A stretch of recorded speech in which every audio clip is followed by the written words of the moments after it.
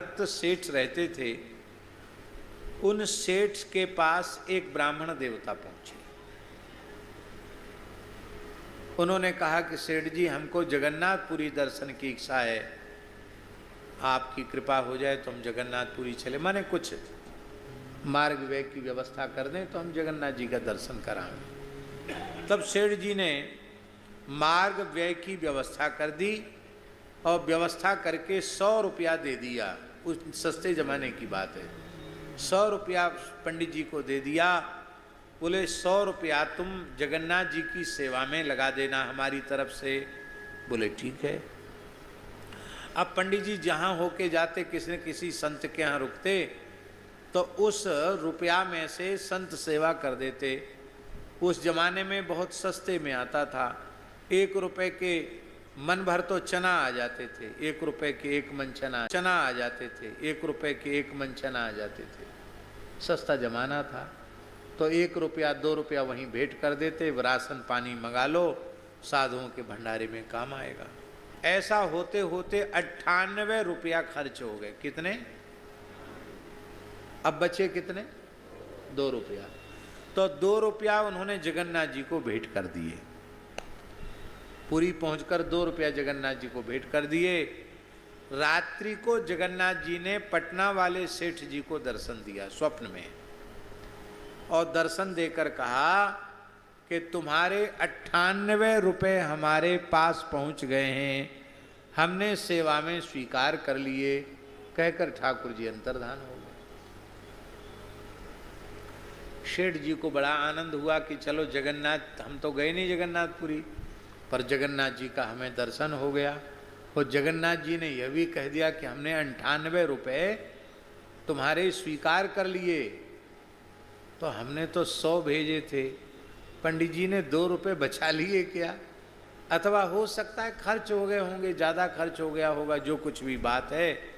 जब पंडित जी लौट के जगन्नाथ जी से आए, उनके लिए निर्माल्य प्रसाद, खाजा प्रसाद लेके आए, जगन्नाथ जी का पटका चीर लेके आए, सेठ जी को दिया।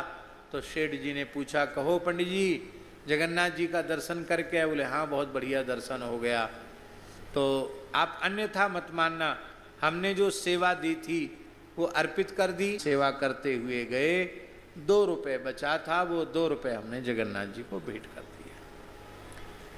तब सेठ जी के नेत्रों से श्रुधार बहने लगी, पंडित जी की आंखों से श्रुधार बहने लगी। जितना धन साधु सेवा में गया, उतना पूरा जगन्नाथ जी के पास पहुंच गया। 2 रुपया जगन्नाथ जी को दिया, वो जगन्नाथ जी ने कहा हमको नहीं मिला, पर 98 रुपये जो साधु सेवा में व्यय किया गया, वो जगन्नाथ जी को मिल गया। गौ सेवा, ब्राह्मण सेवा, संत सेवा में जो कुछ भी आप करेंगे, वो सीधे भगवान तक पहुंच जाएगा। तो श्री नरसिंह जी ने हुंडी लिखी।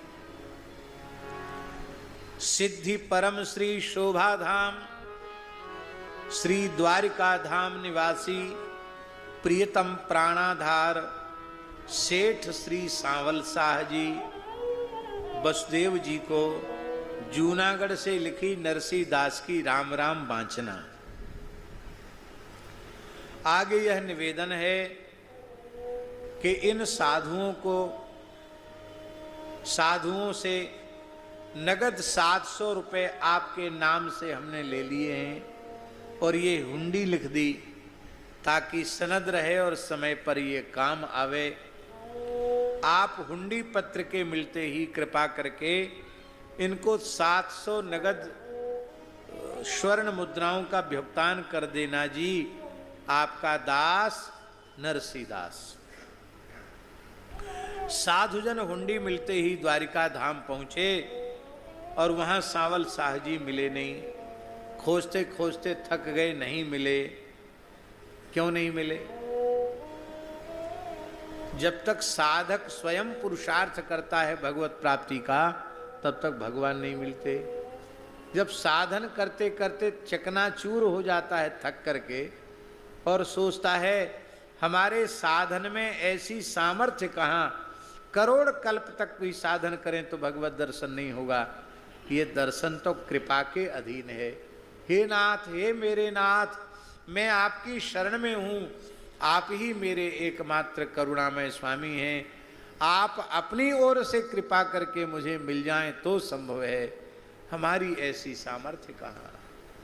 इस प्रकार से दीनहीन होकर, आर्त होकर पुकारता है, तब मिलते। दूसरी बात ये थी मिलने में विलंब की, कि जब सांवल शाह की गद्दी नहीं मिली तो वो लोग सब नरसिंह जी को बुरा भला कहने लगे।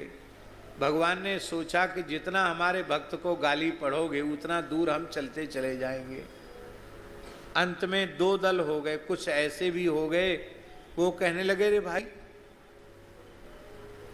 वो तो बेचारे भगत जी बार बार हाथ जोड़ रहे थे, शपथ खा रहे थे कि मैं हुंडी का काम नहीं करता, हम लोगों ने हठात बलात दिए हैं, तो भगत जी को गाली देने से कोई फायदा। नरसिंह जी के लिए बुरा भला मत कहो।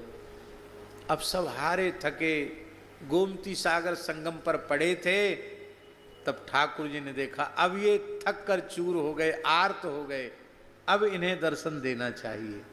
तब श्री ठाकुर जी पधारे।